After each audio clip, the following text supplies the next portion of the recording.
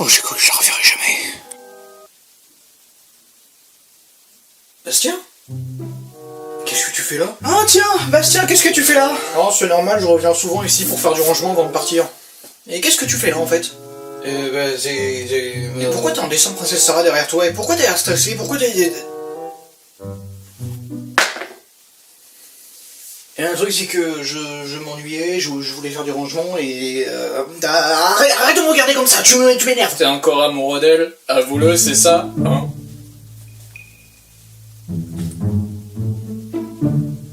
Générique.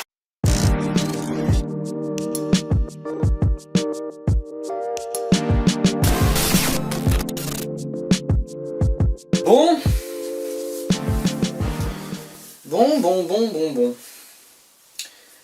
Voilà. Quand j'étais gamin, je regardais ça. Voilà, c'est une de mes Madeleines de Proust. Et quand j'étais gamin, j'étais amoureux d'elle. Voilà, mon image est ruinée. Adieu YouTube. Well, the weather outside is frightful. Non, je déconne. Je reviens. Bon. C'est quoi Princesse Sarah? Cette œuvre est à l'origine un roman écrit par Francis Hodgson Burnett. Il a eu du succès et donc plusieurs adaptations, au cinéma, au théâtre, à la télé, et donc un dessin animé au Japon. Comme quoi le Japon et les USA c'est vraiment un je t'aime moi non plus. La série sera produite par les studios Nippon Animation et Aniplex. Le dessin animé arrivera en France en 1987 et participera au marquage de la France par l'univers manga et l'animation japonaise. Par rapport au livre, le dessin animé se permettra quelques ajouts et quelques retraits, notamment au niveau des personnages. Donc est-ce que c'est bien ou pas bien? On va voir ça. Le dessin animé est donc composé de 46 épisodes réalisés par Fumio Kurokawa. Nous suivons l'histoire de Sarah Crowe, fille d'homme d'affaires et d'origine franco-britannique. Son père ne pouvant pas lui assurer une éducation stable à cause de son travail, il décidera de l'envoyer dans un pensionnat en Angleterre d'où il est originaire.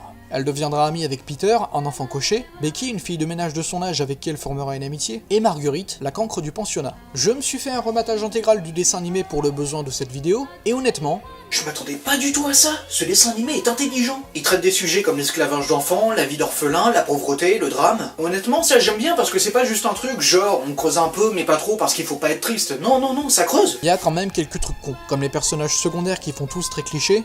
Mais honnêtement, je dirais que c'est un peu ce qui fait le charme de l'animation japonaise. C'est-à-dire qu'on peut reconnaître n'importe qui dans chacun des personnages. Le dessin a vieilli, surtout au niveau des décors, mais je dirais que c'est un peu le charme de la vieille animation dessinée à la main. Puis surtout, le remaster HD est bien. Pas de censure, on laisse les textes japonais. Pour ce qui est de l'histoire et de la mise en scène, ça reste très simple, mais je dirais que ça colle à l'esprit enfantin de la série. Mais en même temps, c'est bien poussé. Par exemple, les scènes où Sarah se sépare de son père et où elle réagit à sa mort. Elles ont rien d'original, mais elles sont suffisamment bien faites pour bien nous prendre aux tripes. Pour ce qui est de la scène où elle se sépare de son père, je sais ce que je dis, hein. Il m'en a fallu des années pour que je m'en remette. Pour mieux comprendre, je vais revenir sur la scène en question. Sarah et son père reviennent au pensionnat après avoir trouvé le cadeau d'adieu, une poupée blonde aux yeux bleus que Sarah a baptisée Emily et qu'elle a imaginée dans ses rêves. Ils se disent qu'ils s'écriront toutes les semaines et il est désormais temps pour eux deux de se séparer. Sarah fixe longuement son père et ce dernier comprend que sa fille veut garder son image dans sa mémoire. Il lui donne alors une photo montrant eux deux avec la mère de Sarah, morte lorsque cette dernière avait 4 ans. Ils se font alors un dernier câlin et Sarah choisit de rester car elle ne veut pas que son père la voie pleurer. Ils sont alors au bord des larmes, le père de Sarah se lève, embrasse sa fille une dernière fois et s'en va. Il dit alors un dernier adieu à sa fille par la fenêtre, tandis que Sarah dit au revoir à un père qu'elle ne reverra jamais.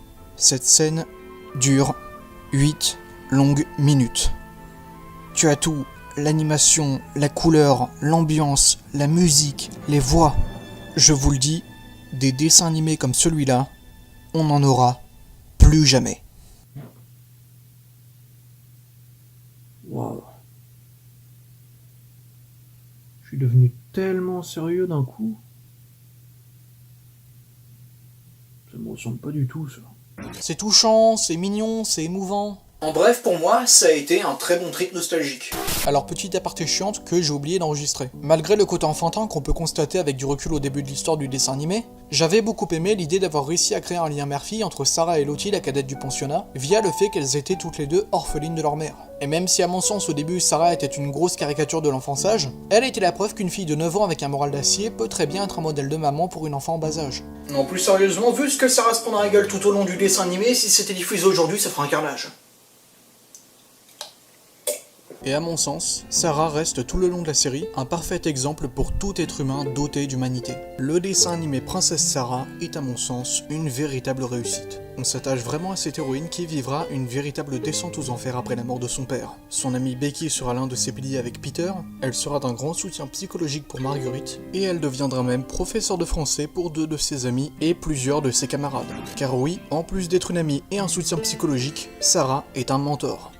Et pour finir, quand j'étais gamin, j'étais très introverti. Je n'avais pas beaucoup d'amis et je restais toujours dans mon coin. Mais avec tous ces programmes que je regardais et ces personnages à qui je me suis attaché quand j'étais enfant, j'ai découvert ces choses de la vie humaine comme l'amitié, le courage, les erreurs que nous commettons, et surtout la détermination et le moral d'acier qu'un humain peut avoir. Et c'est bel et bien pour ça que Princesse Sarah fait partie des héroïnes de mon enfance.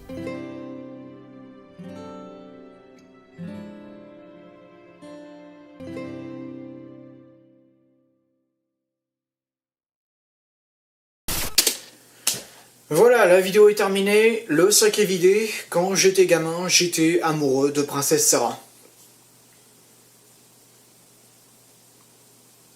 Je suis foutu. Je suis cuit. Mort.